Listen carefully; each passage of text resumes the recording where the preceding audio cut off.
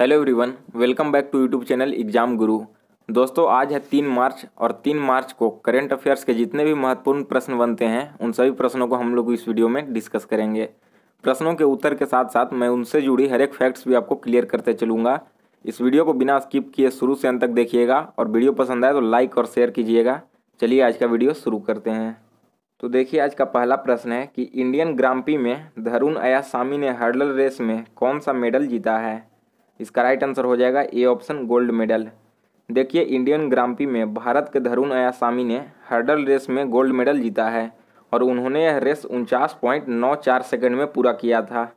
उन्होंने इंडियन ग्रां pre series में दूसरा गोल्ड मेडल जीता है और इसके साथ ही इंडियन ग्रां प्री में संतोष को सिल्वर और रामचंद्रन को ब्रॉन्ज मेडल मिला है। चलिए नेक्स्ट क्वेश्चन देखते हैं। अगला क्वेश्चन है कि 28 फरवरी 2019 को केंद्रीय मंत्रिमंडल ने किस मेट्रो रेल परियोजना को मंजूरी दी है। इसका सही आंसर हो जाएगा A option, Kanpur metro rail को। देखिए दोस्तों, केंद्रीय मंत्रिमंडल ने कानपुर मेट्रो रेल परियोजना को मंजूरी दी है, जिसमें 2 गलियारे हैं जो कि प्रमुख सार्वजनिक नोड और कानपुर के शहर क्लस्टर क्षेत्रों को जोड़ेगा। इस परियोजना की अनुमानित लागत लगभग 11,076 करोड़ रुपये थी और परियोजना 5 वर्षों में पूरी होगी। आईआईटी कानपुर में नौबस्ता कॉरिडोर के कई प्रमुख शैक्षणिक संस्थानों, रेलवे और बस स्टेशनों को कवर करते हुए शहर के बीच से यह गुजरेगा और जिसमें कानपुर शहर भी शामिल है। क्वेश्चन नंबर 3 है कि बधिर लोगों के लिए हाल ही में किसने IAL यानी कि इंडियन साइन लैंग्वेज शब्दकोश का दूसरा संस्करण को लॉन्च किया है। देखिए, इसका राइट आंसर होगा ए ऑप्शन, थावरचंद गहलोत ने। बधिर लोगों के लिए हाल ही में केंद्रीय सामाजिक न्याय और अधिकारिता मंत्री थावरचंद गहलोत ने इंडियन साइन लैंग्वेज शब्दकोश का दूसरा संस्करण को लॉन्च किया है। इस शब्दकोश को इंडियन साइन लैंग्वेज रिसर्च एवं ट्रेनिंग सेंटर ने तैयार किया है। क्वेश्चन नंबर 4 है कि केंद्रीय मंत्रिमंडल ने 28 फरवरी 2019 को भारत और किस देश के बीच समझौता ज्ञापन और मिसिंग एंड एक्सप्लॉयड बच्चों पर टिप लाइन रिपोर्टों का उपयोग करने की मंजूरी दी है। राइट आंसर हो जाएगा बी ऑप्शन, यूनाइटेड स्टेट्स ने।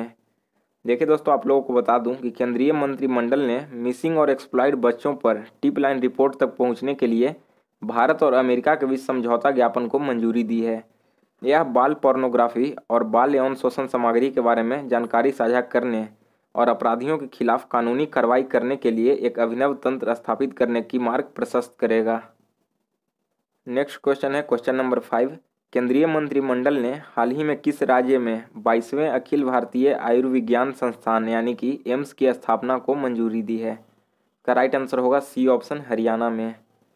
देखिए दोस्तों, प्रधानमंत्री नरेंद्र मोदी की अध्यक्षता में केंद्रीय मंत्रिमंडल ने 1299 करोड़ रुपए की लागत से हरियाणा के मनेठी में नए अखिल भारतीय आयुर्विज्ञान संस्थान रेवाड़ी की स्थापना को मंजूरी दे दी है।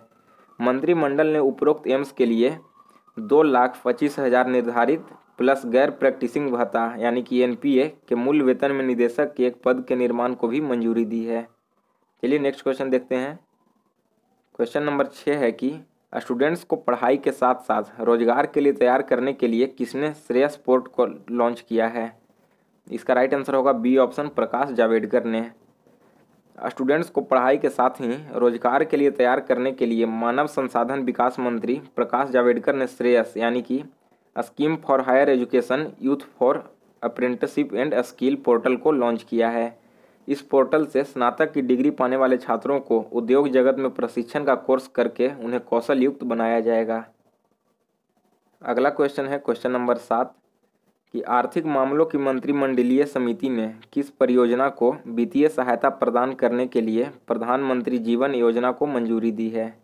इसका सही आंसर हो जाएगा डी ऑप्शन, एकीकृत बायोथेनॉल परियोजना। देखिए, आपको बता दूं कि आर्थिक मामलों की मंत्रिमंडलीय समिति ने प्रधानमंत्री जीवन यानी कि जय ईंधन वातावरण अनुकूल फसल आवेश निवारण योजना को, एकीकृत बायोटेनॉल परियोजना को लिग्नोसिलोकोसिस बायोमास और अन्य नवीकरणीय फीडस्टॉक का उपयोग करने के लिए वित्तीय सहायता के लिए मंजूरी दे दी है। अगला क्वेश्चन है क्वेश्चन नंबर 8 है। इसमें कहा गया है कि हाल ही में इंडियन ग्रां प्री में कितने मीटर रेस में एशियन गेम्स की सिल्वर मेडलिस्ट दुमती चंद ने गोल्ड मेडल जीता है। सही आंसर हो जाएगा बी ऑप्शन, 200 मीटर में। हाल ही में इंडियन ग्रांप्री में 200 मीटर रेस में एशियन गेम्स की सिल्वर मेडलिस्ट द्युति चंद ने गोल्ड मेडल जीता है। उन्होंने 7 दिन में दूसरा गोल्ड मेडल जीता है और इन्हीं के साथ इस जीत के उन्होंने दोहा में होने वाली एशियन एथलीट्स चैंपियनशिप के लिए क्वालिफाई कर लिया है। चलिए अगले क्वेश्चन को बढ़ते हैं। क्वेश्चन नंबर 9 है, भारतीय क्रिकेट टीम के किस खिलाड़ी ने हाल ही में T20 क्रिकेट में सबसे कम पारियों में 2200 रन बनाने का विश्व रिकॉर्ड बनाया है? इसका सही आंसर होगा बी ऑप्शन, विराट कोहली ने।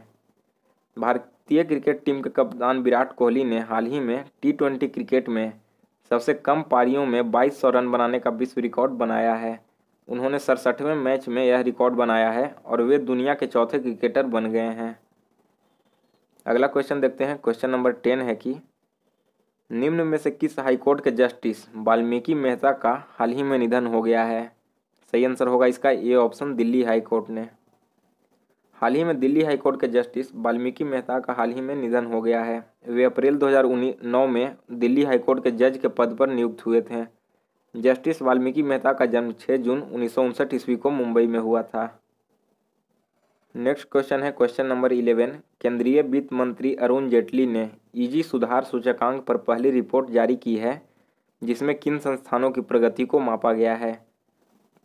इसका राइट आंसर हो जाएगा ए ऑप्शन, सार्वजनिक क्षेत्रों के बैंक को। केंद्रीय वित्त और कॉरपोरेट मामलों के मंत्री अरुण जेटली ने ईजी सुधार सूचकांक पर पहली रिपोर्ट जारी की है, जिसमें सार्वजनिक क्षेत्रों के बैंकों का प्रगति मापा गया है। सूचकांक 6 विषयों में 140 उद्देश्य मैट्रिक्स पर प्रत्येक पीएसवी के प्रदर्शन को मापता है और सभी पीएसवी को एक तुलनात्मक मूल्यांकन प्रदान करता है। मैंने इस पीडीएफ का लिंक भी नीचे डिस्क्रिप्शन में दे दिया है, अगर आप चाहें तो वहां से जाकर इसका पीडीएफ डाउनलोड कर सकते हैं। क्वेश्चन नंबर 12 क्या कह रहा है कि नवीनतम T20 अंतर्राष्ट्रीय खिलाड़ी रैंकिंग में शीर्ष 10 बल्लेबाजों में एकमात्र भारतीय कौन है? तो देखिए इसका सही आंसर हो जाएगा केएल राहुल। केएल राहुल 28 फरवरी 2019 को जारी की गई नवीनतम ICC T20 अंतर्राष्ट्रीय खिलाड़ियों की रैंकिंग में शीर्ष 10 बल्लेबाजों की सूची में शामिल होने वाले एकमात्र भारतीय खिलाड़ी हैं। केएल राहुल ने सिर्फ 47 और 50 के स्कोर के साथ सफल वापसी की है। चलिए नेक्स्ट क्वेश्चन देखते हैं। 13 नंबर क्वेश्चन क्या है कि किस देश ने हाल ही में ओसामा बिन लादेन के बेटे हमजा बिन लादेन का पता बताने वाले को $10 लाख इनाम देने की घोषणा की है? देखिए इसका राइट आंसर हो जाएगा सी ऑप्शन, अमेरिका ने। यह घोषणा अमेरिका ने किया है। अमेरिका ने हाल ही में ओसामा बिन लादेन के बेटे हमजा बिन लादेन का पता बताने वाले को $10 लाख इनाम देने की घोषणा की है। अमेरिकी विदेश विभाग के अफसर MT इवानोफ ने कहा है कि यह कदम अमेरिका के आतंकवाद के खिलाफ प्रतिबद्धता को दर्शाता है। नेक्स्ट क्वेश्चन देखते हैं हम लोग 14 नंबर क्वेश्चन है कि संयुक्त राज्य अमेरिका ने दक्षिण चीन सागर में सशस्त्र हमले के खिलाफ किस देश को सहायता देने की कसम खाई है? इसका सही आंसर हो जाएगा सी ऑप्शन, फिलीपींस ने। देखिए दोस्तों, अमेरिकी विदेश मंत्री माइक पोम्पियो ने 1 मार्च 2019 को विवादित दक्षिण चीन सागर में सशस्त्र हमले के खिलाफ फिलीपींस की रक्षा करने की कसम खाई है।